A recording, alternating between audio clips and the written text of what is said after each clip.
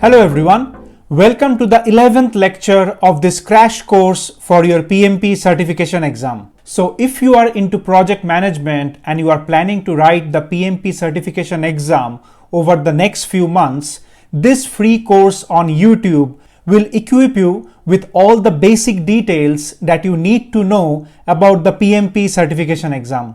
So this is a series of 14 lectures and you can view all the 14 lectures of this crash course through the link here or through the link in the description section of this video. So make sure you do not miss any of these lectures of this free course on YouTube. I am Ray, a PMP certified project manager, and I have helped thousands of PMP aspirants like you to prepare for the PMP exam efficiently and pass it on their very first attempt. You can refer to my reviews on Udemy or the mentions on my LinkedIn profile. Now please note that this course is an abridged version of my full 35-hour training course on PMP exam that is available on Udemy. So if you like this mini version, please make sure you check out the entire course that is available on Udemy. The link will be in the description section of this video as well.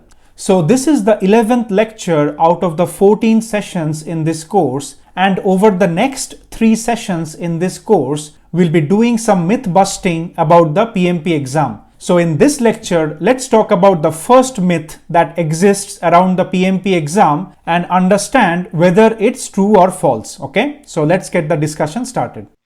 So let's start, guys. First myth, right? The first myth which a lot of us had, hopefully none of us have now, okay, but generally speaking, people who are willing to write the PMP exam at the very beginning, who are not a part of this masterclass or who are just starting up the journey, most of them think that the PMP exam is based on the pmbok. So pmbok is the textbook of PMP exam and it is based on the pmbok. But I hope all of us know by now that the PMP exam is not an exam of how well you know the pmbok. The PMP exam is based on the PMP ECO, okay, which is the examination content outline. So hopefully all of us in this class are on the same page here, okay? So I'll be not spending too much time on this one.